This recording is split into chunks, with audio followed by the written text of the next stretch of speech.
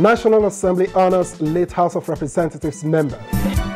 House moves to prioritize bills on national security. And House urges Ministry of Health to step up efforts to stem the tide of cholera in Nigeria.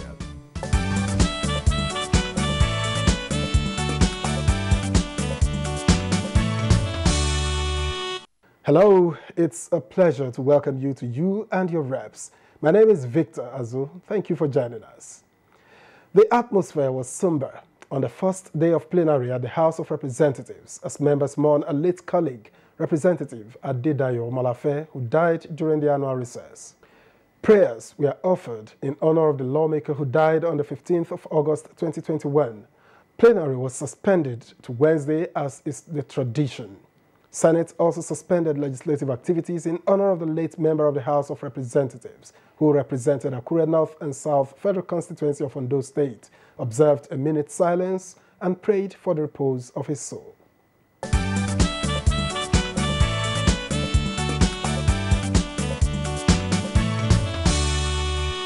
And now the 9th House began the 2021-2022 legislative session with a strong message to miscreants that have imposed on Nigerians a state of unending carnage. The Speaker, Femi Gbajabiamila, says this is the time for action by doing the hard things to stop them from taking the nation down the path of destruction. It was the first formal address by the Speaker, Femi Gbajabiamila, after the annual recess, a chunk of which dwelt on the myriads of security challenges across the country. Old and emerging threats like bandits, insurgents, miscreants and criminals, masquerading as separationist activists, he says, must be tackled in their misadventure against Nigeria and Nigerians. Let it be apparent to those who have made themselves enemies of Nigeria that this 9th House of Representatives will respond to the audacity of their evil with every tool and resource at our disposal, and we will not be deterred. Bills on national security, he added, will be prioritized. The address appeared to have set the stage for action as three motions on insecurity in Plateau, Sokoto and Oyo State were raised and adopted. A matter of urgent public importance regarding to the incessant and barbaric killings in Plateau State that claimed the life of so many citizens of Nigerians. This very important motion on the need to urgently stem the tide of spiraling insecurity and killings, and also to avert further humanitarian crisis in both Engard and Geshun Trita Federal Constituency. Investigate the brutal murder at Igangan, Igboora, Ayete, Chakpa in the Barapa area of Oyo State by men of Nigerian Customs Service. A motion seeking assistance to parts of Jigawa State experiencing flood and cholera outbreak from Representative Abubakar Fulata, and another from Representative Ogenego, urging extension of the Apapa Port rail line to Tinkan and Ijegun were adopted. Since the first week of July 2021, there have been heavy rainfall that have resulted in ravaging floods and cholera outbreak which have affected Krikasama, Guri, and Borneo Federal Constituency of Jigawa State. If a railway line could link Apapa Port to Ijegu Port through Tinkan Port, it will create an alternative route of transporting petroleum products, containers, and various goods, thereby decongesting the roads to save the country billions of naira and also cause less damage to our roads. Plenary featured the administration of oath on a new House member, Ahmed Munir, representing Liri Federal Constituency of Kaduna State.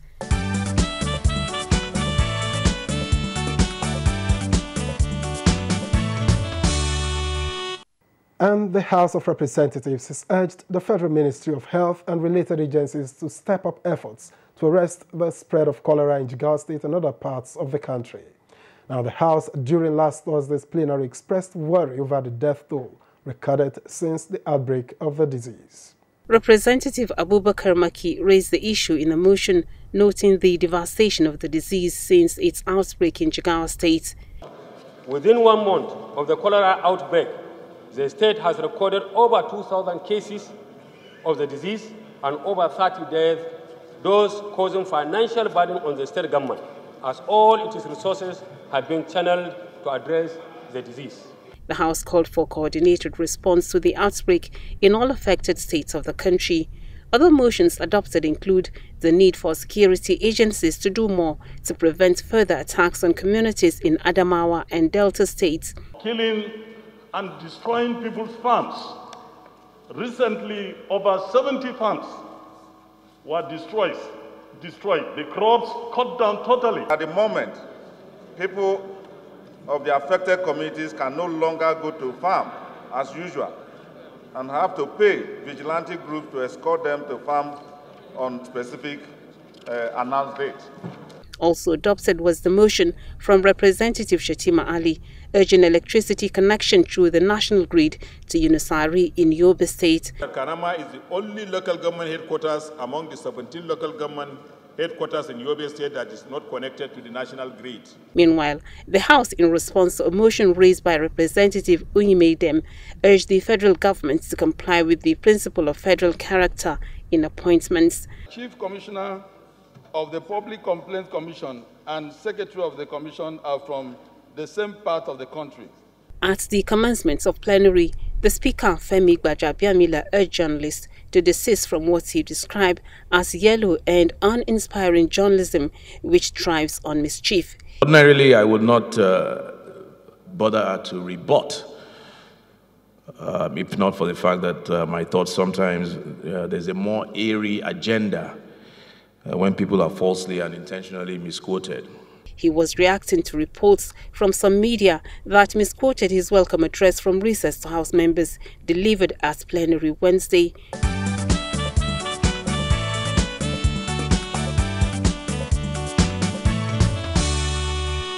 Have you been wondering what the phrase order paper means in parliamentary parlance? Well, wonder no more, as the Chairman House Committee on Rules and Business, Abubakar Fulata, breaks it down. Let's hear him.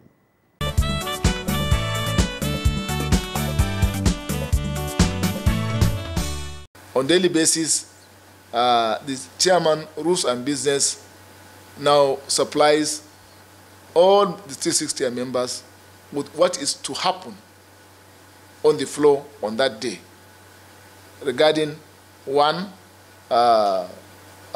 issues of if there is any letter from the President, communication from the President, communication from the Senate, communication from another assembly, then if there is any urgent matter of public importance, or if there is any public petition, an individual, a Nigerian citizen, petitioning the National Assembly on an injustice that was done to him, and he wants the National Assembly to take action, and then on the bills to be considered for that day, then also the motions to be read on that day. These are the issues that are contained in the order paper every day.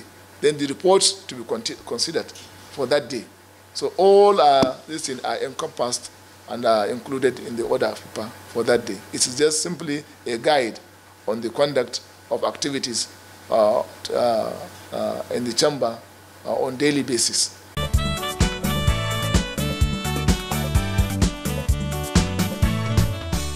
The recent jailbreak at the Kaba Medium Security Custodial Center in Kogi State is only the latest in a long list of such incidents across the country. Could there be legislative solutions to this problem, too often blamed on overcrowding of custodial centers? We took this up with the Chairman, House Committee on Reformatory Institutions, ANAYO EDWIN, and here's what we got.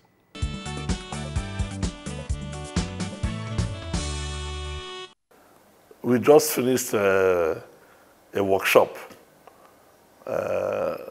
This committee have been having retraining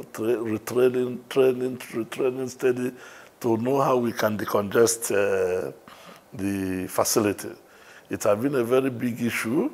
It has been a very big problem that awaiting trials have been kept without trying them. That is the issue of overpopulated in these correctional centers. We have been working. We just finished one last workshop that titled about jailbreak and overcrowded in centers, which we come up with a very, very interesting report that we are going to have a synergy with the judiciary, have a synergy with the center, have a synergy with security agency. Because if the judiciary could not speed their trial, that is where all these things becomes a problem. I think the congestion of centers is a collective problem to all the people that is concerned. This time around, you will not go and start blaming correctional services, or you start blaming police, or let everybody come on board. Thank God, the Presidential Task Force, I just said it in our workshop the other day, we are going to still work with them, with the Presidential Task Force that Mr. President have put in place. Let them speed up their programs. It will help to know how we can solve the problem of the congesting centers. And let me add this. We have what we call non-custodial. All these minor offenses, you go minor offenses, you throw him into prison. Small this thing, you throw the person into prison. We have to look into that non-custodial and put it in the right place. Last budget, there was nothing in zero allocation to that effect. That non-custodial. It's a problem. We have to finance it. We have to budget for it. We have to appropriate for it. We have to make it work very well. It will help in decongesting facilities. I've been saying that, I've been making noise about that, I've been shouting about that, that we have to make sure we fund non-custodial effectively. It will help to decongest the facilities in correctional services.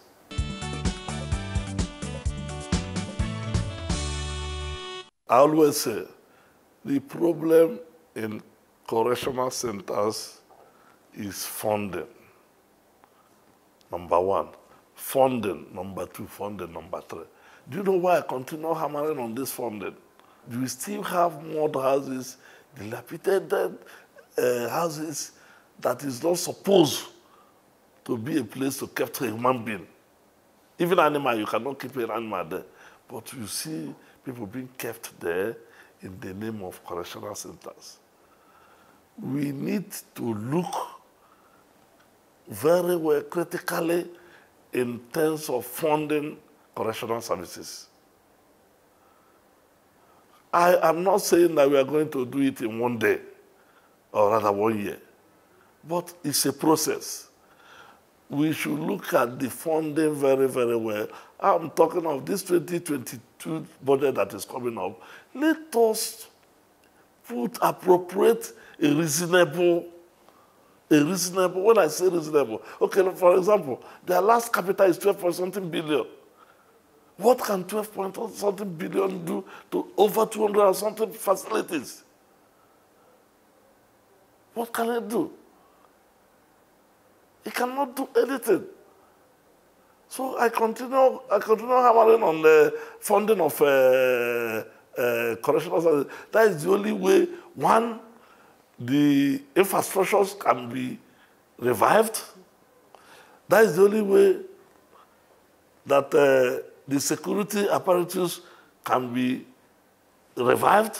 That is the only way the synergy between correctional centers, Army, police, Navy, you must have synergy with all the security agencies before all these things can work effectively.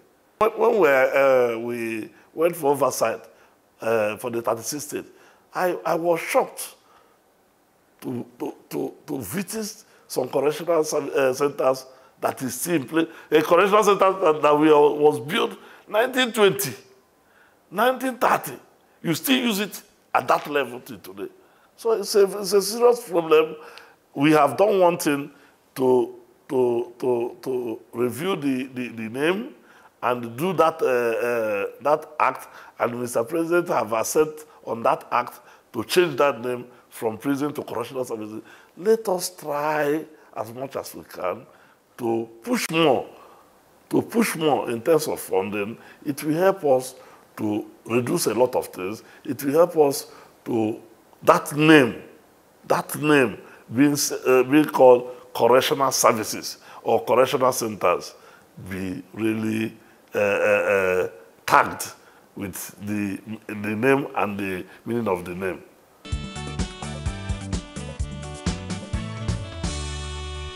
On our own part, it's not much. For example, in the next 1 week or 2 weeks, we are going to have a public hearing on parole, Section 40 of the Act. We are going to have the public hearing by next 1 week or 2 weeks, so that the whole country will come and say their mind. And secondly, the major stumbling block we have in this committee to make this committee and the agencies to work very, very effectively is what we call this appropriation. We have to try as much as we can to appropriate effectively, that we make an impact in the correctional services. If not, we will continue trying the way we are trying to move the country forward. But in summary, the congestion of this appropriation is involved. The fund center, it needs fund. All these things, their medical, their welfare, we need to make that place more functional than as it is. But for today, we are doing our best. We are pushing forward. We believe in the next budget that Mr. President will submit, that appropriation, the correct appropriation for correctional services will be made available for them.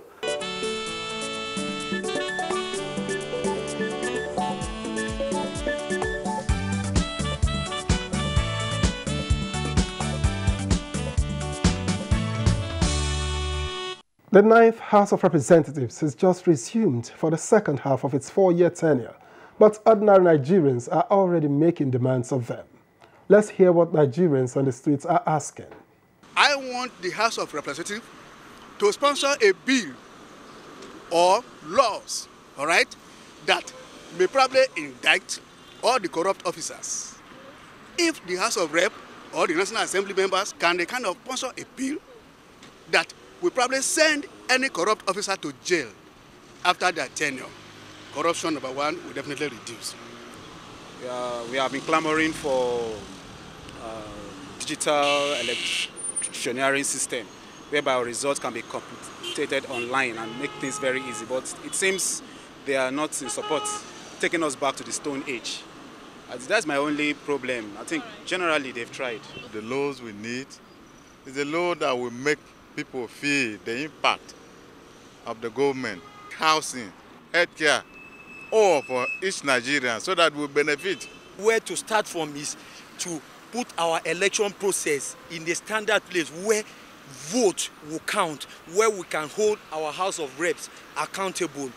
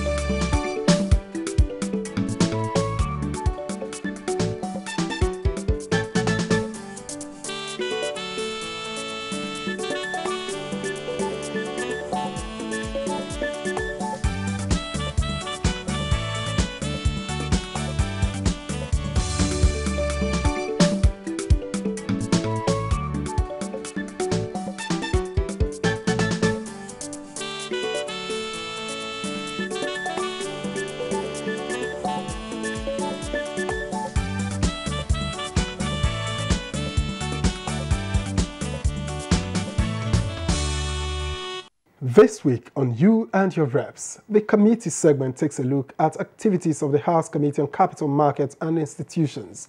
We engaged Deputy Chairman of the committee, Livinus Makwe. He represents the Ohozara Onitsha Ivo Federal Constituency of Ebonyi State.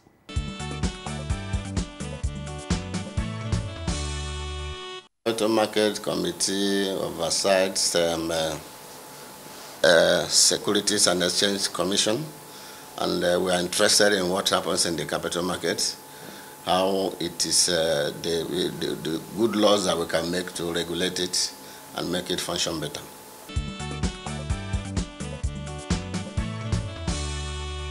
We have issues concerning unclaimed dividends, which has been a very topical issue in Nigeria and has been a bone of contention of sorts. We are looking at it now, and the House referred it to us, and very soon we will come up with our report, and Nigerians will know what the House of Representatives thinks, their position on it, which I think will help to address that persistent issue. You are a shareholder in public quoted companies, and your dividends, your return at the end of every year that the company is supposed to give to you. Some of them are not claimed, before. Either when they were doing it by post, some people will not be able to get it, or they even send it by mail or whatever means. Some people do not actually fill the forms or do the necessary processes that will help them to claim that funds. Or in the process, somebody dies and those ones are outstanding, like you may have shares in a company and your family is not well aware that you have those shares, or they may not know where you have kept the certificate and the details. Maybe you're dead. Then those companies will just keep quiet, absorb that money and begin to enjoy it with the banks. So those are the issues where the issue of unclaimed dividends come in.